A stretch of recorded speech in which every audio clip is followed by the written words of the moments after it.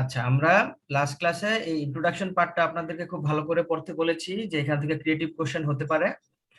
Then we have discussed the definition of hazard from three perspectives according to Webster's dictionary, then a comprehensive definition. And we have discussed the hazard business model or hazard business relationship model. Then we have discussed hazard accident model. Today we will start our class by discussing the negative or adverse consequences of hazard. হ্যাজার্ডের কারণে কি কি ক্ষতি হয় আমাদের, কি হ্যাজার্ডের output কি আমাদের লাইফে। তো the present writer has discussed the consequences of hazard, adverse consequences of hazard by giving three different areas. Human impact, that means adverse consequences of hazard on human, adverse consequences of hazard on economic aspects, then adverse consequences of hazard on environmental aspects. এখানে একটা জিনিস একটু মাথায় রাখতে হবে যে এই writer তিনটা এরিয়াতে ইমপ্যাক্ট বের করে আলোচনা করছে, তার মানে হ্যাজার্ডের ইমপ্যাক্ট শুধু এই তিনটা এরিয়াতে আর কোনো এরিয়াতে নেই, ব্যাপারটা কিন্তু এরকম না। তবে if you think about from the broader perspective, যে কোনো অ্যাসপেক্ট এই তিনটার একটার মধ্যে পড়বে। ক্লিয়ার? জি স্যার। এখন আপনারা যদি কেউ নতুন একটা ডাইমেনশন নিয়ে এসে ওটার ইমপ্যাক্ট দেখান, that will be good, no problem. এটা কিন্তু আপনাদের চিন্তা শক্তিকে বাড়াবে, যেটা আমি এনকারেজ করি বিভিন্ন সময়। আপনি যদি কেউ গুগল করে বা অন্য কোনো বইয়ে বা অন্য কোনো ইনফরমেশন পেয়ে নিজে চিন্তা ভাবনা করে যদি অন্য কোনো একটা এরিয়া বের করে লাগিয়ে দেন, দ্যাট ইজ অ্যাকসেপ্টেড। এইখানে যেটা আরেকটা বিষয় হলো, এই যেমন হিউম্যান ইম্প্যাক্টে 4টা এরিয়া আলোচনা হয়েছে, ইকোনমিক ইম্প্যাক্টে 5টা, এনভায়রনমেন্টাল ইম্প্যাক্টে 3 এরিয়াস। এটার ভিতরেও সাব হেডিং যদি আপনার আরো একটা দুটো এক্সট্রা মনে হয় যেটা দেওয়া যেতে পারে, then you can add, no problem. But remember that in every situation when you add something, please remember that you did not subtract any point from this text. আপনি এখান থেকে একটা পয়েন্ট বাদ দিয়ে নতুন করে দুইটা অ্যাড করলেও মার্কস বাড়বে না, কিন্তু আপনি যদি এখানের অ্যাজ ইউজুয়াল রাখেন, রেখে যদি কোনো অ্যাড করতে পারেন, আপনি কিন্তু এক্সট্রা 0.5 এক নম্বর বেশি পেতে পারেন। কিন্তু আপনি দুইটা অ্যাড করলেন, একটা বাদ দিলেন, no, because it is our text. আর আপনি যেটা দিবেন, আপনিও একজন স্কলার, এই রাইটারও একজন স্কলার। যেহেতু আমরা ছোট মাপের জুনিয়র, আমরা শিখছি, এজন্য কিন্তু আমরা ধরে নিব এই রাইটার যে লিখেছে সে অনেক বেশি এক্সপার্ট, সে রিসার্চ করে বিভিন্ন বই ঘেটে, শত শত বই ঘেটে বিভিন্ন রিসার্চের ফাইন্ডিংস আকারে সে এখানে একত্র করছে। কাজে এটাকে আমরা অনেক বেশি ভ্যালিড ধরবো আমাদের চিন্তা ভাবনা বা অন্য গুগল সোর্স থেকে। এই জন্য এই জায়গা থেকে যেন আমাদের ডিডাকশন না হয়, রিডিউস না হয়। আমরা পারলে অ্যাড করব, কিন্তু এই জায়গাটাকে রিডিউস করব না। ক্লিয়ার? জি স্যার। এখন আমি এই পয়েন্টগুলোকে রিডিউস করতে বলি, না করতে বলেছি, তার মানে আমি কিন্তু রুট মেমোরাইজেশনের কথা বলি। যে ধরেন এই লস অফ প্রোডাকশন, এটাকে আপনি চেঞ্জ করে যদি নিজের মতো করে প্রোডাকশন লস বলেন, তাতে কিন্তু সমস্যা নাই, তাই না? তো আপনি নিজের মতো করে লিখবেন, নিজের ভাষায় লিখবেন, কিন্তু আমরা কন্টেন্ট এই বইটাকে প্রাধান্য দিব। Anyway, so today we will start our class by discussing the adverse consequence of hazard. First of all, you see there is no description of the sub points.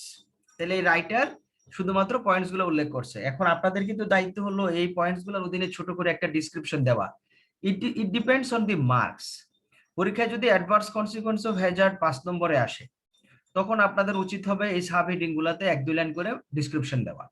এটা যদি 8 নম্বরে আসে, তাহলে একটু বড় করে দেওয়া, পারলে 2-4টা পয়েন্ট অ্যাড করা। আর এটা যদি 2 থেকে 3 নম্বরে আসে, দেন অ্যাজ ইউজুয়াল যেভাবে আছে এভাবে 4টা এঁকে দিলেই হয়ে যাবে।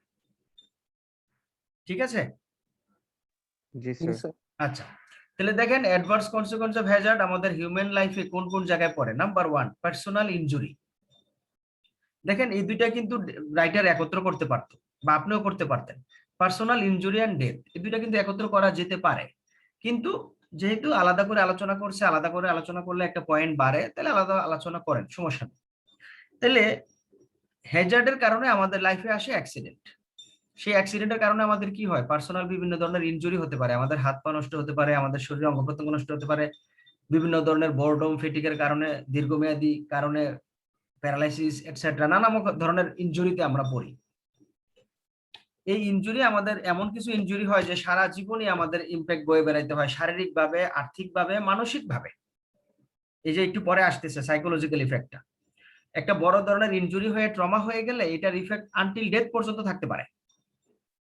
তারপরে এটা এই ধরনের পার্সোনাল ইনজুরিতে আমরা পড়তে পারি।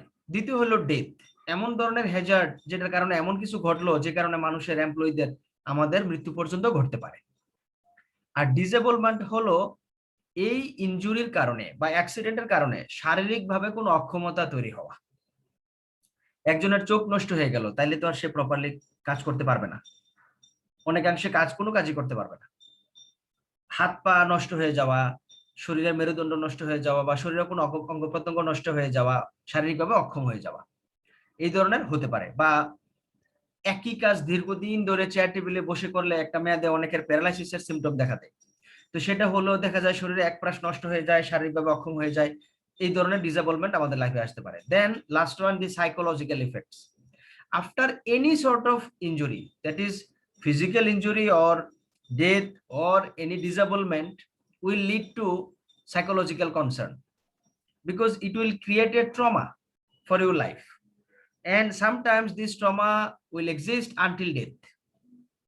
এজন্য নানা ধরনের PTSD, post traumatic stress disorder, major depression, mania, unipolar disorder, bipolar disorder, নানামুখী সমস্যা দেখা দেয় মানুষের মধ্যে।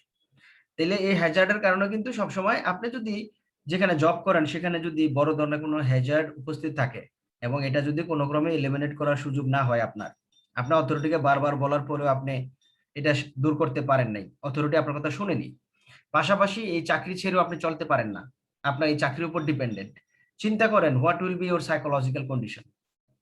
এই চাকরি ছাড়া আমার চলে না, এই চাকরিটাও আমি সেফলি করতে পারছি না, আমি জানি আমি নিজের ক্ষতি করছি, কিন্তু আবার আমাকে এই চাকরিটাই করতে হচ্ছে। So what will be your psychological condition? That just imagine. So this is psychological effects of hazard. Then you see, it should be economic impact, not economical. You see in here, undesirable consequences cause three impacts: human, economic, and environmental. The word economical refers to a person who cut his coat according to কি কেমনে জানি বলে, cut your cloth according to, কেমনে জানি একটা কথা আছে না আমাদের, আই বুঝে ব্যয় করে, যে cut your cloth according to your coat. Cut your cloth according to your coat. Okay, তো এই যে এই ইকোনমিক্যাল একটা মিতব্যয়ী ব্যক্তিকে বোঝায়, আর এখানে বোঝাচ্ছে অর্থনৈতিক ইম্প্যাক্ট। সেই শব্দটা হলো ইকোনমিক, ইকোনমি থেকে ইকোনমিক, অর্থনৈতিক, আর ইকোনমিক্যাল মিনস মিতব্যয়ী, আয় বুঝে ব্যয় করা। এই ওয়ার্ডটা এখানে ইকোনমিক ইম্প্যাক্ট হবে। এনিওয়ে, তো হ্যাজার্ডের বেশ কিছু ইম্প্যাক্ট আছে that is related with your financial condition. কেউ বলতে পারেন ফাইন্যান্সিয়াল, কিন্তু ইকোনমিক্যাল না, financial equivalent to economic.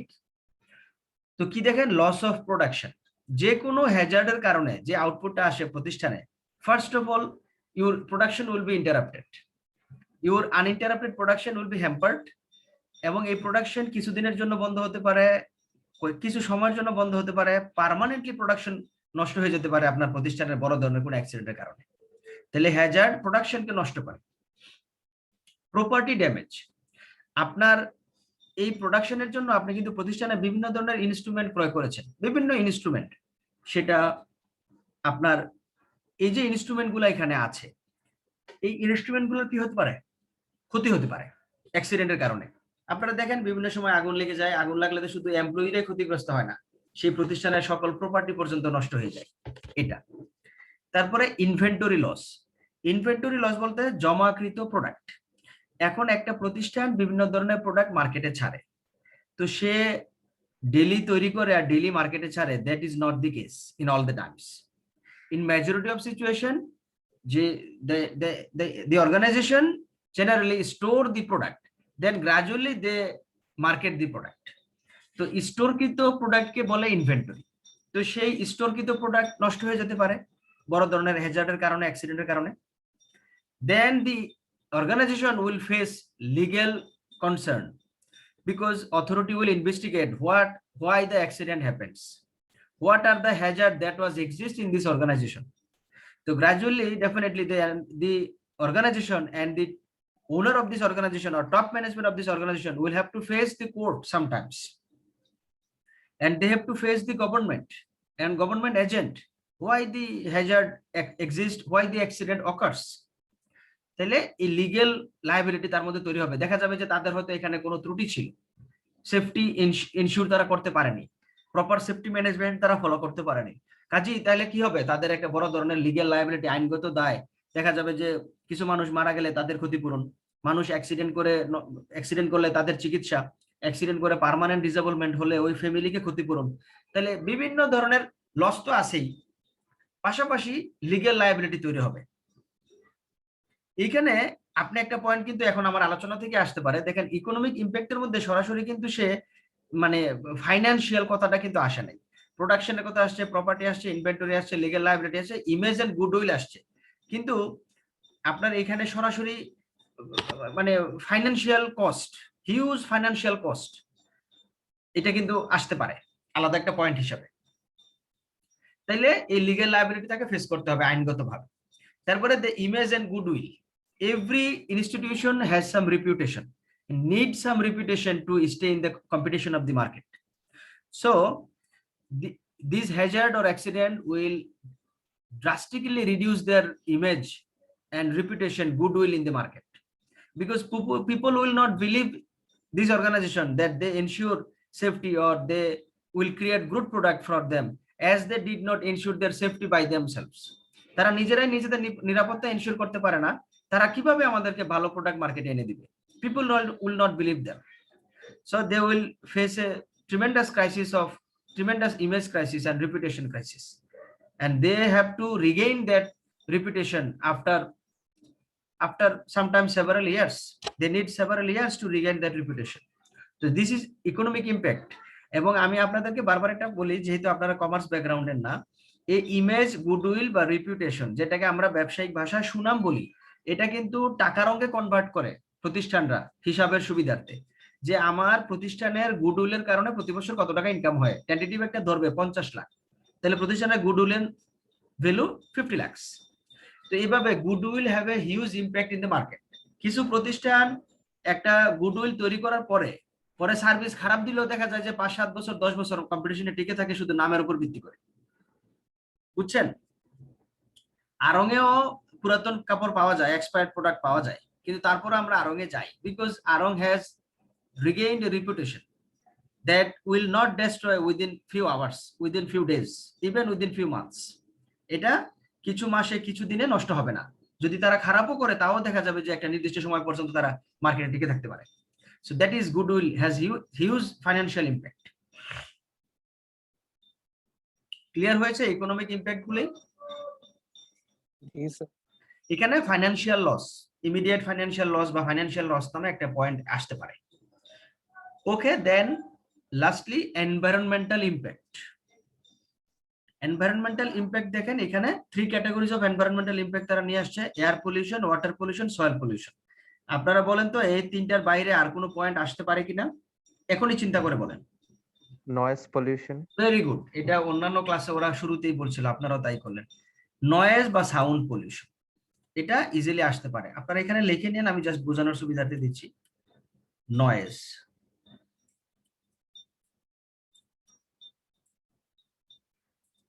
Noise R sound pollution, এটার বাইরে আর কিছু আসতে পারে?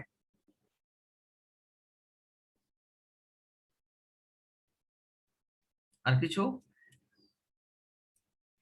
চিন্তা করে দেখেন তো আর কিছু আসে কিনা।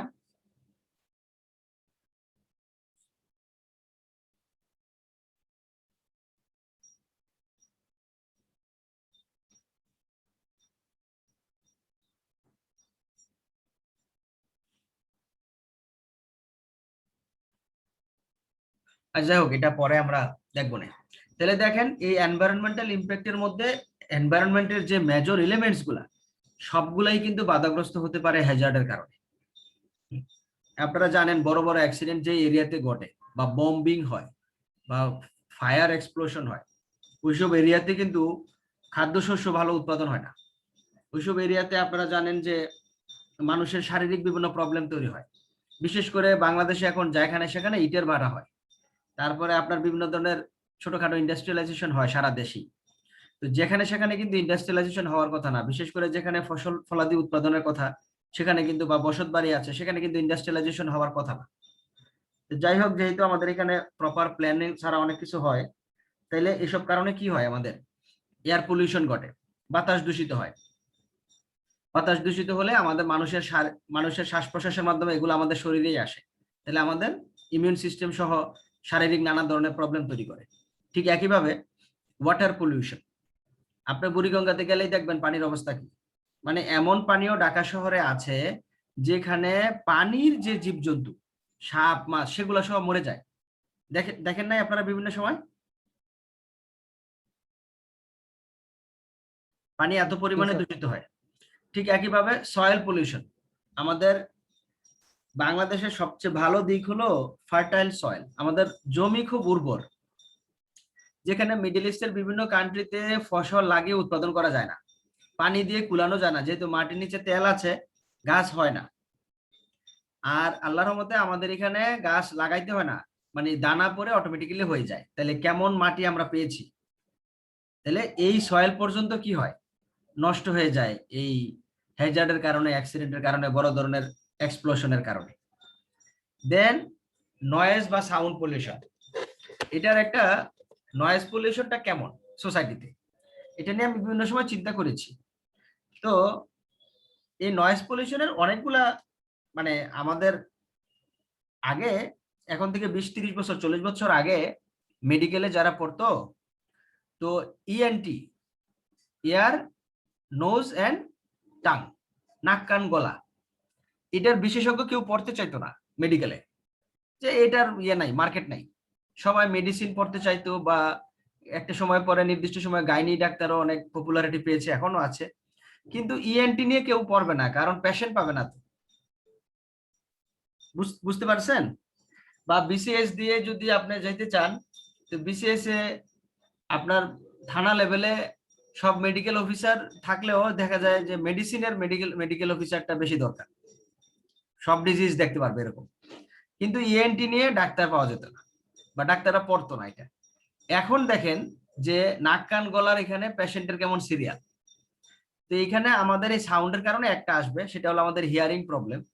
তো এটার সাউন্ড পলিউশন ছাড়াও অন্যান্য কারণ আছে, ব্যাপক আকারে মোবাইল ইউজ হয় এখন আমাদের, এটা একটা বড় কারণ, যেটা আগে ছিল না। তো এই যে সাউন্ড পলিউশন কি হারে আমাদের আছে, এটাও আপনি একটা বুঝতে পারবেন এই ডাক্তারদের পেশেন্ট দেখলে। পাশাপাশি এখন আমাদের অনেক রাস্তাঘাট হয়েছে, যেখানে সেখানে ট্রাক বাস চলে, আমরা সারাদিনই কোলাহলের মধ্যে থাকতে হয়, বিভিন্ন ধরনের কনস্ট্রাকশনের আওয়াজ আসে। তো এই জন্য সাউন্ড পলিউশন হলো আমাদের একটা দৈনন্দিন ঘটনা। তারপরও এই হ্যাজার্ডের কারণে বিভিন্ন ধরনের নয়েজ, বা বিভিন্ন ধরনের প্রতিষ্ঠানে ব্যাপক ধরনের ইনস্ট্রুমেন্ট ইউজ হয়, যেগুলা কন্টিনিউয়াসলি নয়েজ তৈরি করে, যেগুলা মানুষের কানকে পার্মানেন্টলি পর্যন্ত ড্যামেজ করে দেয়। তো এই সাউন্ড পলিউশনের কারণে আমাদের শরীরে ব্যাপক আকারে নেগেটিভ ইফেক্ট পড়ে। এই তাহলে আমরা we have discuss the negative adverse consequences, negative consequences or adverse consequences of hazard by categorizing in 3 major ways: human impact, economic impact and environmental impact. এখানে যদি আপনাদের কোনো ডিসকাশন থাকে তাহলে বলতে পারেন। If you have any confusion,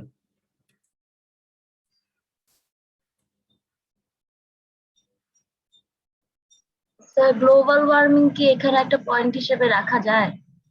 global warming আমি তো মনে করি রাখা যায়। গ্লোবাল ওয়ার্মিং কি এনভায়রনমেন্টালের অধীনে না আলাদাভাবে রাখতে চাচ্ছেন? এনভায়রনমেন্টের অধীনেই তো। এনভায়রনমেন্টের অধীনে গ্লোবাল ওয়ার্মিং বা ক্লাইমেট চেঞ্জ রাখতে পারেন।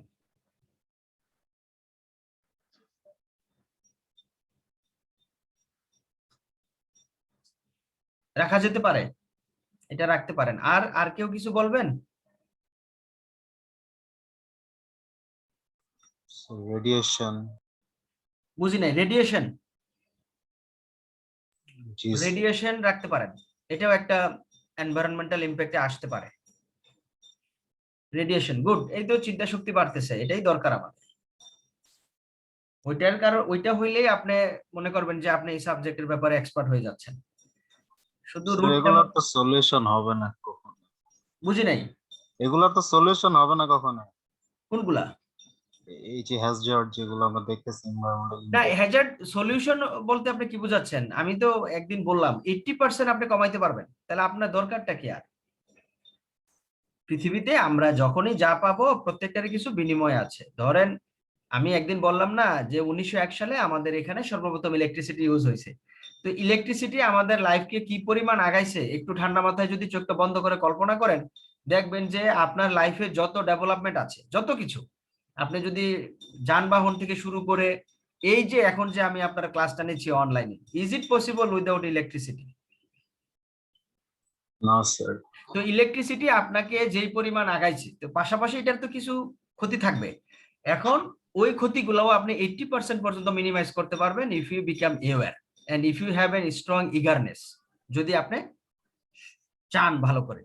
তো আপনি যদি 100% সুবিধা পেয়ে আপনাকে 20% ছাড় দিতে হচ্ছে, তাহলে দিলেন। আমরা তো কমপ্লিট ইলিমিনেশন চাই না। Complete elimination is not possible. আপনি যদি যেই যে জিনিসগুলো আপনার লাইফে হ্যাজার্ড তৈরি করে, আপনি যদি সবকিছুকে বন্ধ করে দেন, দেখবেন you will not exist in this world. সম্ভব না আপনার পৃথিবীতে থাকা। আর কিছু কিছু হ্যাজার্ড তো আসে ন্যাচারালি। আপনার কি ইয়া হয় না, সাইক্লোন হয় না, ঘূর্ণিঝড় হয় না, ঝড় তুফান হয় না, আসমান থেকে ঠেড়া পড়ে, শুনছেন? শুনছেন নাকি জি শুনেন নাই? স্যার, জি স্যার। তো আপনি ওইটা আটকাইবেন কিভাবে? সো ওগুলো তো স্যার এনভায়রনমেন্টাল ইমপ্যাক্টই, আমাদের এই যে অ্যাটমসফিয়ারের তাপমাত্রা বাইরে যেতেছে আস্তে আস্তে। ওটার কারণে আমরা সায়েন্টিফিক এক্সপ্লেনেশন করি, but we have to believe in god. মানে উই হ্যাভ টু না, মানে আমরা তো আল্লাহ বিশ্বাস করি, তো এখানে যে ওখান থেকেও যে কিছু মেকানিজম করে উপর থেকে ফালায়, এটাও তো বিশ্বাস করতে হবে আমাদের। এটা যে এনভায়রনমেন্টাল ইফেক্ট আছে এটা সায়েন্টিফিক, কিন্তু এনভায়রনমেন্টাল ইমপ্যাক্ট ছাড়া বিভিন্ন ধরনের মানে ন্যাচারাল ডিজাস্টার আসতে পারে না। জি স্যার, আসতে পারে। তো সেটাই বললাম, আপনি কমপ্লিট ইলিমিনেশন তো পাবেন না। আচ্ছা, সবাই কি এটা বুঝতে পেরেছেন? জি স্যার। আচ্ছা, আমাদের এখানে আর দুইটা টপিক আমরা পড়বো, সরি তিনটা টপিক। তো দেখেন, একটা হলো হ্যাজার্ড ক্যাটাগরিজ এন্ড ক্লাসিফিকেশন। এই সিম্পল কোশ্চেনটাতে বহু স্টুডেন্ট ভুল করে। এইখানে ক্লাসিফিকেশনে একটা, ক্যাটাগরিজ একটা, এটা একটু মাথায় রাখতে হবে। এবং ক্লাসিফিকেশনটা হলো সিভিয়ারিটির উপর ভিত্তি করে, মনে রাখবেন। আর ক্যাটাগরিজ হলো ওয়ার্কিং সিচুয়েশনে হ্যাজার্ড ক্যাটাগরিজ। তাহলে দেখেন এখানে ক্যাটাগরি কি কি আছে: physical hazards, chemical hazards, biological hazards, psychosocial hazards, human factor, failure hazards, 5 প্রকার। আর ক্লাসিফিকেশন হলো, এখানে খেয়াল করেন, hazard classification, hazards may be classified into 4 severity rating considering their adverse consequences. হ্যাজার্ডের অ্যাডভার্স কনসিকোয়েন্সেস এর উপর ভিত্তি করে, সিভিয়ারিটির উপর ভিত্তি করে হ্যাজার্ডকে 4 ভাগে ক্লাসিফাই করা যায়: সিভিয়ারিটির উপর ভিত্তি করে এবং কনসিকোয়েন্সেস এর উপর ভিত্তি করে। ক্যাটাস্ট্রফিক হ্যাজার্ড, যেটার কনসিকোয়েন্সেস মারাত্মক। ক্রিটিক্যাল হ্যাজার্ডস, যেটা ডেথ ঘটাইতে পারে, ডেথ না ঘটাইলেও মানুষের শরীরে অঙ্গ প্রত্যঙ্গ বা অন্যান্য ধরনের ব্যাপক আকারের সম্পদের ক্ষতি করে, ক্রিটিক্যাল। মার্জিনাল হ্যাজার্ডস, যেটা হ্যাজার্ডটা একদমই মাইনর, কিন্তু কখনো কখনো এটা মানুষের চোখ, নাক, মুখ থেকে শুরু করে কিছুটা প্রপার্টি ড্যামেজ করে, কিছুটা প্রপার্টি ড্যামেজ। আর নেগলিজিবল হ্যাজার্ড হলো এটা তেমন কোনো ড্যামেজ করে না এবং আমাদের সিরিয়াস কোনো শারীরিক ক্ষতিও করে না। এটাকে আমরা ইজিলি ইগনোর করি, থাকলেও আমরা এটা অনেক সময় মনে করি এটা নিয়ে আলোচনার দরকার নেই। এটা হলো নেগলিজিবল হ্যাজার্ড। এই হলো হ্যাজার্ড ক্লাসিফিকেশন। তো হ্যাজার্ড ক্যাটাগরিজটা আলাদা। ক্যাটাগরি চাইলে দয়া করে ক্লাসিফিকেশন দিয়ে আসবেন না, ক্লাসিফিকেশন চাইলে ক্যাটাগরি দিয়ে আসবেন না। আর ক্লাসিফিকেশন যখন আমি চাইবো, মনে রাখবেন আমি সিভিয়ারিটির কথা বলবো অথবা কনসিকোয়েন্সেসের কথা বলবো। আর হ্যাজার্ড ক্যাটাগরি আসলে সেখানে সিভিয়ারিটি বা কনসিকোয়েন্সেস কোনো কথা থাকবে না, সরাসরি ক্যাটাগরিজ। এখন প্রশ্ন হলো, পরীক্ষায় যদি শুধু ক্লাসিফিকেশন বলে, সিভিয়ারিটি কনসিকোয়েন্স না বলে, তখন কি করবেন? এই ধরনের কনফিউজিং কোশ্চেন আমি করব না, কারণ ক্লাসিফিকেশন আর ক্যাটাগরিজ অনেক সময় ওয়ার্ডের শব্দগত মিনিং সেম, কিন্তু এইখানে সিভিয়ারিটি প্রসঙ্গটা এনে ক্লাসিফিকেশনটা আলাদা করা হয়েছে আর এখানে এটাকে ক্যাটাগরিজ বলা হয়েছে। তো কাজেই আমি যখন এই কোশ্চেনটা দিব, আমি চেষ্টা করব ক্যাটাগরিজই আমি ইউজ করব। আর যখন আমি এটা দিব, তখন আমি ক্লাসিফিকেশনও ইউজ করব, চেষ্টা করব সাথে সাথে সিভিয়ারিটি এবং কনসিকোয়েন্সের শব্দটা থাকার জন্য। ক্লিয়ার? জি স্যার। আচ্ছা, আজকে আমরা এই হ্যাজার্ড ক্যাটাগরিজ এটা আমরা নেক্সট দিনের জন্য রেখে দিই। এটা নেক্সট দিন শেষ করে আমরা অন্য চ্যাপ্টারে চলে যাব। আজকে এখান থেকে ছোট ছোট আমাদের দুইটা টপিক আছে যেটা আমরা শেষ করব, তাহলে এই দুইটা টপিক আমরা এখন শেষ করে ফেলি। একটা হলো হ্যাজার্ড ক্লাসিফিকেশন আর একটা হলো হ্যাজার্ড কন্ট্রোল, দুইটাই কিন্তু ইম্পর্টেন্ট। তাহলে আমরা হ্যাজার্ড ক্লাসিফিকেশন দেখি। দেখেন, hazards may be classified into 4 severity rating considering their adverse consequences.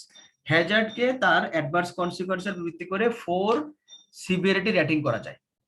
Severity rating, তাহলে রেটিং করলে নাম্বার 1 হলো ক্যাটাস্ট্রফিক হ্যাজার্ডস।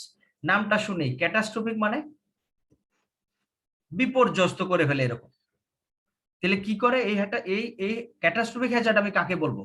আপনারা বারবার একটা জিনিস একটু স্মরণ করে দিই, হ্যাজার্ড আর অ্যাক্সিডেন্টকে কিন্তু এক করবেন না। অ্যাক্সিডেন্ট হলো হ্যাজার্ডের আউটপুট, এটা কিন্তু মাথায় রাখতে হবে।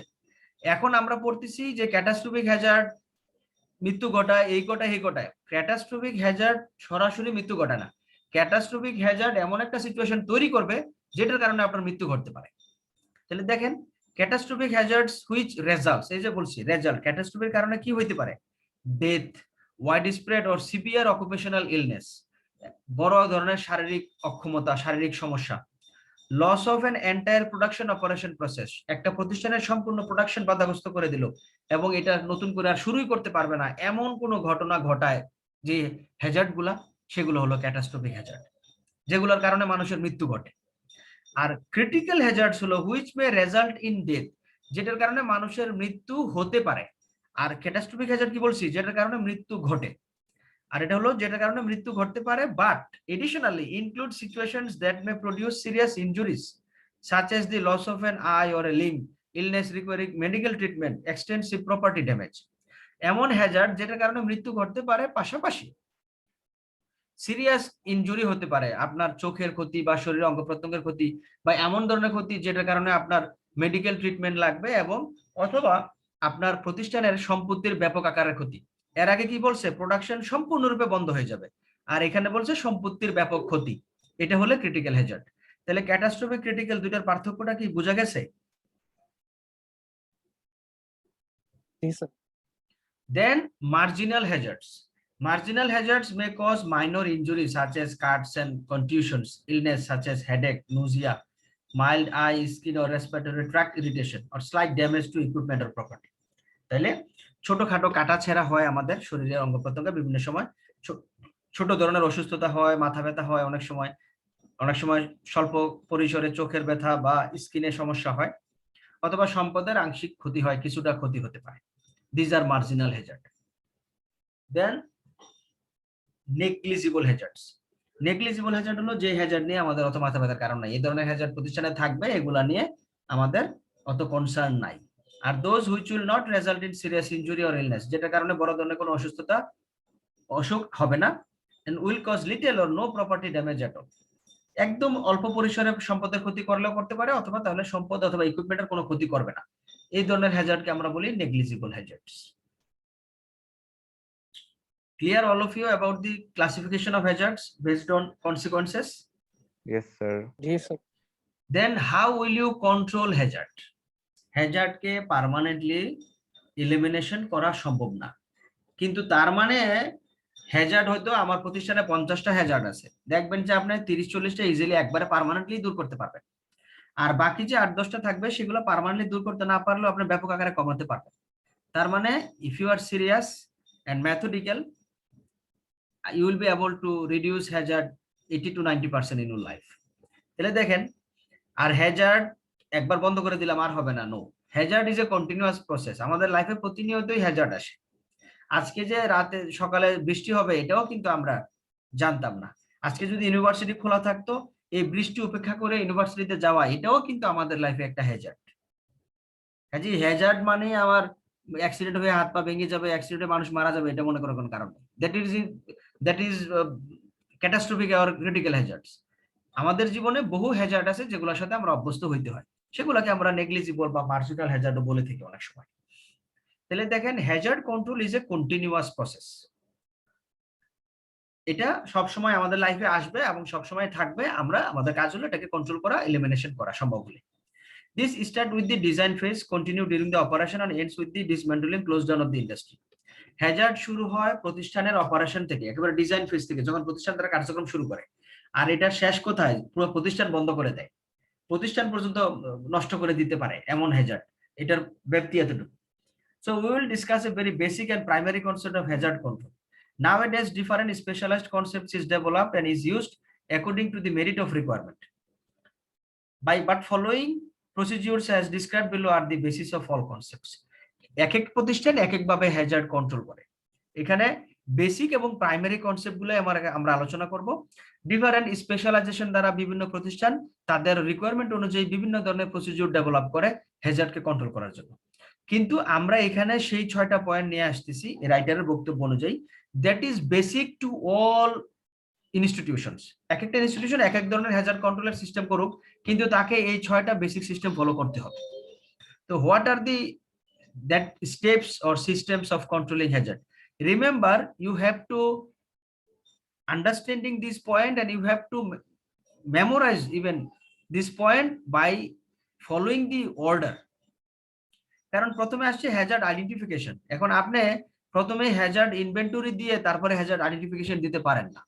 আপনি হ্যাজার্ড জমা করবেন প্রতিষ্ঠানে কোন কোন হ্যাজার্ড আছে, এটা আগে আসবে নাকি হ্যাজার্ড আইডেন্টিফাই করবো এটা আগে আসবে? তাহলে আপনাকে এটা অবশ্যই সিরিয়াল মেনটেন করতে হবে। সিরিয়াল যেখানে ব্রেক করবেন সেখান থেকে আর কোনো মার্কস পাবেন না। ক্লিয়ার?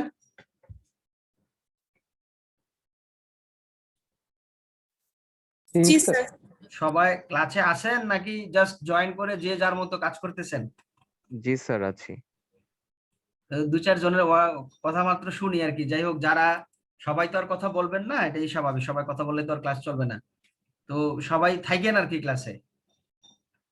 দেখেন, হ্যাজার্ড কন্ট্রোলের স্টেপস নাম্বার 1 হ্যাজার্ড আইডেন্টিফিকেশন। এখানে কিন্তু এগুলার বর্ণনাটা ওইভাবে নাই, এই যে প্যারাগ্রাফের মধ্যে ছোট আকারে বর্ণনা করা আছে। এখন আপনাদেরকে আমি কিন্তু ক্লিয়ারলি বলে দিচ্ছি, এটা মাথায় মনে রাখতে হবে। সেটা হলো এইভাবে সবগুলো পয়েন্ট লিখে এই একটা প্যারাগ্রাফের মধ্যে সবগুলো আলোচনা করবেন না।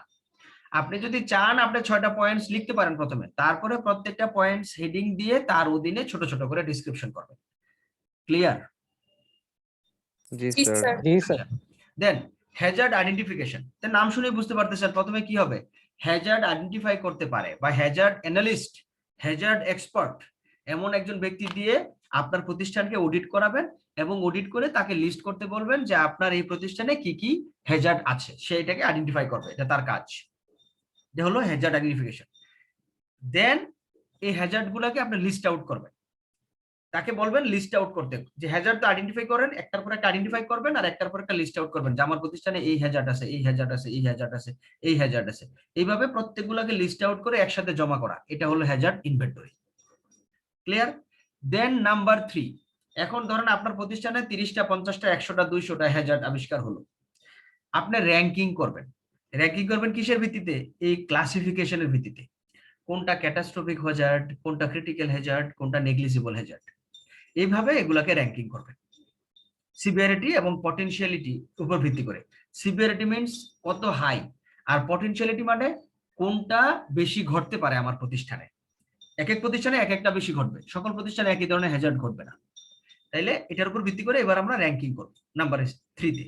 দেন 4 এ আমরা কি করব? Assessing probability of occurrence. এটা হলো এটা ঘটার সম্ভাবনা কত। আমরা 4 নাম্বার স্টেপসে আবিষ্কার করব যে এটা আমাদের এখানে ঘটার সম্ভাবনা কত এবং এটা কি পরিমাণ রিস্ক তৈরি করছে আমাদের লাইফে। Assessing probability of occurrence. এই না সরি, আমরা এই 4 নাম্বার স্টেপসে করব এটার ঘটার সম্ভাবনা কত। আর 5 নাম্বারে 3 নাম্বারে যে আমরা করছি হ্যাজার্ড র্যাঙ্কিং, এখন 5 নাম্বারে এটাকে আমরা অ্যাসেস করব যে এই হ্যাজার্ডটা আমাদের লাইফে কি পরিমাণ রিস্ক তৈরি করতে পারে, আমার প্রতিষ্ঠানের জন্য কি পরিমাণ রিস্ক তৈরি করতে পারে। ঠিক আছে, এটা হলো র্যাঙ্ক অ্যাসেসমেন্ট। 3 নাম্বার হলো এটা কোন লেভেলের হ্যাজার্ড রেটিং অনুযায়ী, আর 5 নাম্বারে হলো এটা আমাদের এই হ্যাজার্ডটা আমাদের লাইফে কি পরিমাণ রিস্ক তৈরি করতে পারে, আমার প্রতিষ্ঠানের জন্য কি পরিমাণ ক্ষতি সাধন করতে পারে সেটাকে এনশিওর করা। দেন 6 নাম্বারে আমরা যাব এই হ্যাজার্ডটা কি আমার প্রতিষ্ঠানে পার্মানেন্টলি এলিমিনেশন করা সম্ভব, নাকি ব্যাপক আকারে কমানো সম্ভব, নাকি এলিমিনেশনও সম্ভব না, ব্যাপকভাবে কমানো সম্ভব না। এটাকে সব সময় কন্ট্রোলে রাখতে হবে। কন্ট্রোল মানে এই হ্যাজার্ডটা আছে, এই হ্যাজার্ডটাকে পার্মানেন্টলি দূর করা সম্ভব না, এই হ্যাজার্ডটা আছে এটাকে এর চেয়ে বেশি লেভেলে কমানো সম্ভব না। ঠিক ওই স্টেজ থেকে যেন হ্যাজারটা কোনো ক্রমেই বাড়তে না পারে, কোনো ক্রমেই হ্যাজারটা যেন অ্যাক্সিডেন্টে রূপান্তর করতে না পারে, ওই সিচুয়েশনটাকে আমরা কন্ট্রোল করব। ক্লিয়ার?